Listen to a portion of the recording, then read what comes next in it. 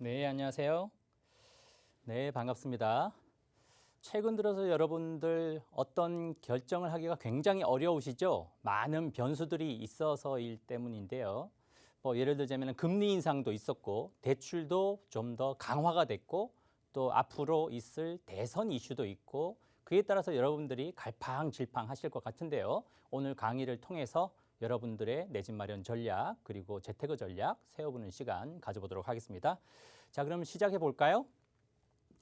자, 최근 많은 이슈들과 변수들이 있다 보니까 참 어려우실 것 같습니다. 자, 먼저 가장 큰 최근 이슈로는 대출 규제가 더 강화가 됐고요. 그리고 금리 인상이 또 최근에 단행되었죠. 그에 따라서 매도와 매수자가 아주 팽팽한 줄다리기가 계속 진행이 되고 있다. 그에 따라서 여러분들 어떤 전략을 세우면 좋을까요? 자, 먼저 간략하게 한 주간 동향 짤막하게 정리를 해드리고 있죠. 자, 결론부터 말씀드리면 대출 규제 강화에 따라서 여전히 거래 절벽이 점점 더 심화되고 있다라고 보실 수가 있겠고, 하지만 여전히 전국의 아파트 가격은 꾸준히 상승세는 이어지고 있다라고 볼 수가 있겠습니다. 자, 수치를 보면 매주간 그 상승률이 조금씩은 좀 떨어지고 있다라는 것을 감지할 수가 있겠는데요. 대표적인 이유는 대출 규제 강화가 영향을 주고 있다. 그리고 앞으로는 또 금리가 인상되었기 때문에 그 부분이 시장에 좀 더 영향을 줄 가능성이 높고, 그리고 대선의 영향도 있을 거다라고 봅니다. 자, 수치를 보더라도 전국의 상승률이 지난주보다 조금 소폭 상승률이 조금 빠졌죠. 0.17%, 수도권의 경우도 0.18%, 서울의 아파트 가격이 0.11%, 강남 3구의 경우도 0.18%, 경기도의 경우도 0.21%, 지방도 0.16%로 전반적으로 전국의 아파트 가격이 지난주보다는 주간 상승률이 소폭 조금은 빠지고 있다. 그 가장 큰 원인으로 볼 수 있는 것이 대출 규제 강화가 영향을 주고 있다라고 볼 수가 있겠습니다. 자, 실제로 보면 서울 수도권 집값 상승폭이 좀 둔화되고 있다는 것을 그래프로도 살펴볼 수가 있겠는데요. 그 원인이 있을 거고 앞으로 전망도 한번 살펴보도록 하겠습니다. 자, 가장 큰 이유가 뭘까요? 지금 그래프에 보시는 바와 같이 이제 상승률이 정점을 찍고 이렇게 점차적으로 상승률이 조금은 빠지고 있고, 거의 전국의 상승률이, 아파트값 상승률이 거의 한 곳으로 모이고 있다라는 것을 볼 수가 있겠는데요. 그 원인이 뭘까요? 가장 큰 원인으로 보는 것은 최근에 정부의 대선을 앞두고의 여러 가지 극약 처방에 가까운 규제들이 쏟아지고 있기 때문이다. 아무래도 지금 정부 그리고 여당 같은 경우는 집값이 계속 올라가게 되면은 앞으로 있을 4개월 후에 있을 대선에 영향을 미칠 수밖에 없겠죠. 그렇기 때문에 지금 일시적으로 극약 처방에 가까운 규제를 쏟아낸 이유다라고 볼 수가 있겠습니다. 자, 대표적인 게 바로 대출 강화가 있을 수 있겠죠. 대출 강화가 거의 극약 처방에 가깝다라고 볼 수 있는 것이, 오히려 최근 들어서는 실수요자들 대출 규제까지도 막고 있다는 거죠. 전세 대출도 거의 차단되다시피 하고 있고, 또 신규 아파트 분양에 관련된 중도금 잔금 대출까지도 막히고 있다 보니까 정부에서는 어쩔 수 없이 대선을 앞두고 실수요자까지도 대출을 꽁꽁 틀어 막다 보니까 아무래도 실수요자는 어떨까요? 일단은 지켜보자라는 입장이고, 또 반면에 다주택자들 또는 주택 소유자들은 어떨까요? 또 다주택자 같은 경우는 종부세 부담이 굉장히 커지고 있죠. 그러다 보니까 다주택자들은 세액 부담 때문에 팔고 싶어도 지금 팔 수가 있습니까? 못 팔죠. 양도세가 많게는 최고 세율이 75%나 되기 때문에 오히려 팔지도 못하고, 또 지금은 매수자도 없죠. 팔고 싶어도 아까도 말씀드렸듯이 대출 강화 때문에 실수요자마저도 집을 못 사는 상황이다. 그렇기 때문에 어쩔 수 없이 다주택자마저도 버티자. 즉 시장에서는 살 수도 없고 팔 수도 없는 그런 상황이다. 최근에는 또 어떤 일이 있었을까요? 기준금리 인상이 있었죠. 자, 기존 0.75에서 기준금리가 1.0%로 0.25% 또 상승하고 있다. 그렇게 대출 금리에 대한 이자 부담이 조금씩 커지고 있는 분위기도 형성되고 있고, 또 마지막으로 곧 있을 대선 불확실성이라는 게 있죠. 차기 정부가 어떤 정부이냐에 따라서 그 불확실성이 있기 때문에 지금 시장에서는 여러 가지 이런 상황들 때문에 관망세가 펼쳐지고 있다. 그 관망세를 통해서 거래 절벽이 더 심화된다라고 볼 수가 있겠는데요. 그렇다면 짤막하게 앞으로 전망은 어떨까요? 이 추세대로라고 하면은 앞으로 대선 결과가 나오는 내년 3월이 된다 하더라도 큰 변화는 없을 거다라고 봅니다. 오히려 지금 상승률이 지금 요 정도 선에서 주간 상승률이 평균 전국의 상승률이 한 0.15 정도가 중간치라고 본다고 하면은 내년 한 3월 정도 대선 결과가 나오기 전까지는 전국의 상승률이 한 주간 상승률로 봤을 때는 0.10% 전후 정도로 우리가 이런 형태를 이제 박스권이라고 하죠. 박스권 형태로 해서 상승세는 아파트 상승세는 이어질 가능성이 높다라고 전망을 내려볼 수 있겠습니다. 자, 실제로 아파트의 경우는 거래 절벽이 왔다라고 해도 과하지 않다라고 볼 수가 있겠는데 반면에 빌라는 어떻습니까? 지난주에도 한번 말씀을 드렸는데 아파트가 거래 절벽인 반면에 빌라 가격은 오히려 상승세가 이어지고 있고 인기도가 그만큼 높아지고 있다라는 말씀을 드렸죠. 자, 실제로 주택 거래, 서울의 주택 거래 전체 중에서 2건 중에 한 건은 빌라다.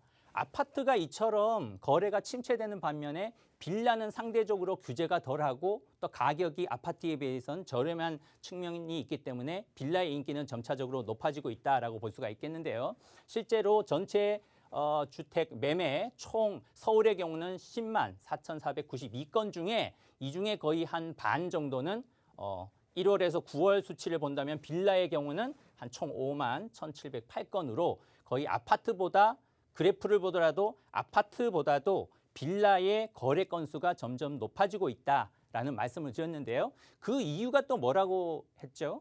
오히려 정부에서는 아파트의 규제, 대출 규제 등등 많은 규제를 강화하는 반면에 지금 정부에서 공급량을 늘리기 위해서 시행하고 있는 공공재개발과 그리고 서울시의 경우도 민간 재개발이 활성화되면서 그에 따른 기대감이 계속 높아지고 있는 이유가 한 가지가 있고요.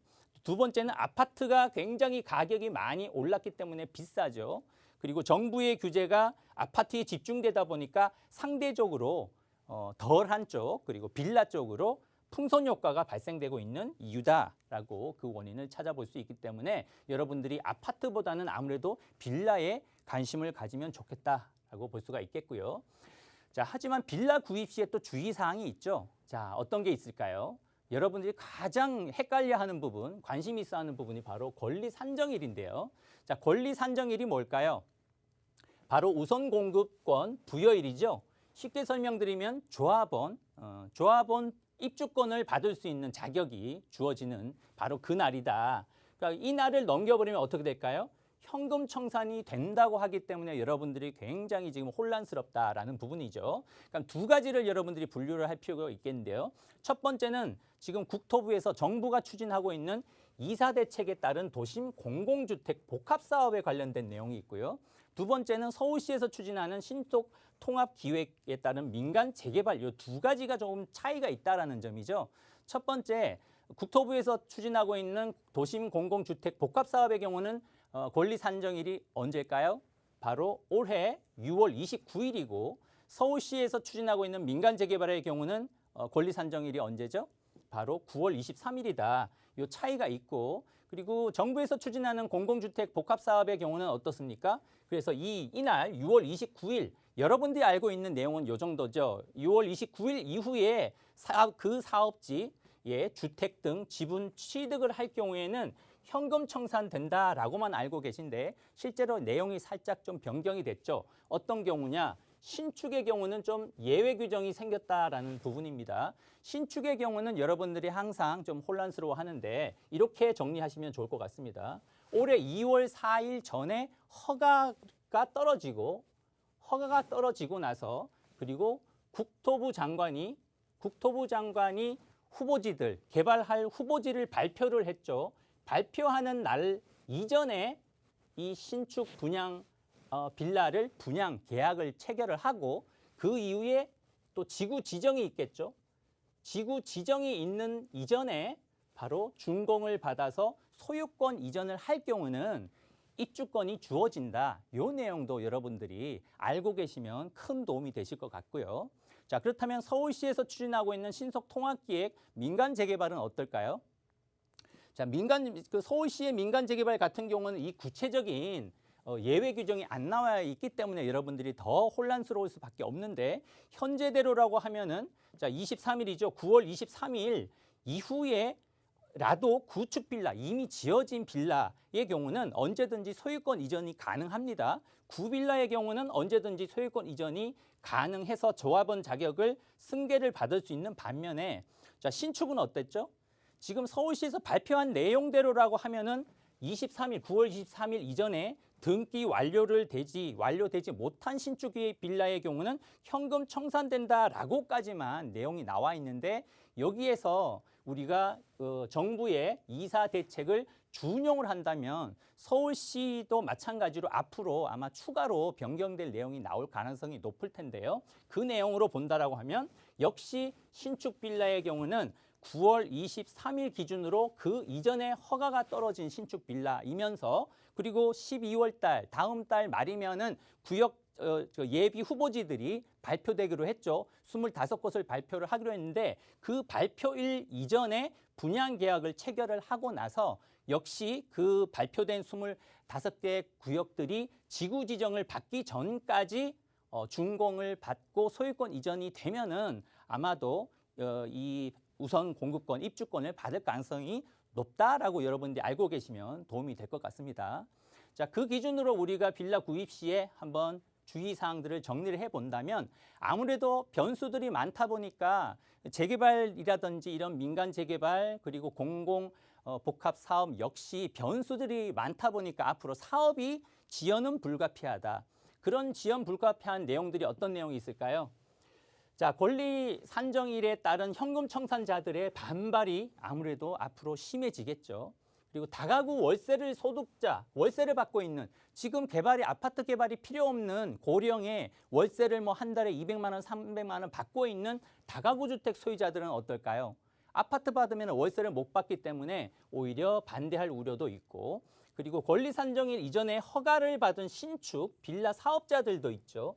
빌라 사업자들이 지금 규정대로라고 하면은 반발이 심해질 우려도 있고, 또 뿐만 아니라 추가 분담금을 낼 여력이 없는 원주민들이 있겠죠. 이런 분들도 개발 반대할 우려가 있기 때문에 아무래도 서울시가 추진하는 민간 재개발이라든지 정부가 추진하는 공공 복합 사업도 사업이 원활하게 추진되기는 어렵다라는 점을 참고하시면 좋을 것 같습니다. 자, 곧 서울시의 경우는 신속통합 기획이 25곳 발표될 텐데, 이런 내용들 때문에 현금 청산에 대한 주의를 기다릴 필요도 있겠다. 자, 그래서 현재 내용대로 하면은 여러분들이 신축 빌라를 투자 내지는 내 집 마련할 경우에 이 권리 산정일을 반드시 따져볼 필요가 있는데, 이제 마지막으로 정리를 하자면, 신축의 경우, 구축의 경우는 어느 정도 퇴로가 열려 있다라고 볼 수가 있지만, 신축의 경우는 여러분들이 굉장히 혼란스러운데, 이렇게 정리하시면 좋을 것 같습니다. 공공복합사업, 국토부에서 추진하고 있는 것은 2월 4일 이전에 허가를 받았고, 그리고 국토부 장관이 고시한 그 후보지들, 개발 후보지들 있죠. 발표한 그 날로부터 그 이전에 분양 계약을 하고, 그리고 지구 지정 전에 준공과 그리고 소유권 이전을 하면은 입주권을 받는다. 역시 서울시는 아직까지 확정은 안 됐습니다만, 서울시의 민간 재개발의 경우도 이 내용을 준용을 최소한 해줘야만 어느 정도 피해자가 줄어들고, 이렇게 불확실성을 이런 내용들을 통해서 사업이 지연되지 않는 그런 아주 추진이 빠른 개발로 가능성이 있기 때문에 여러분들을 참고하셔서 신축 빌라, 구축 빌라 투자 또는 내 집 마련하는 데 참고하시면 도움이 많이 되실 것 같습니다.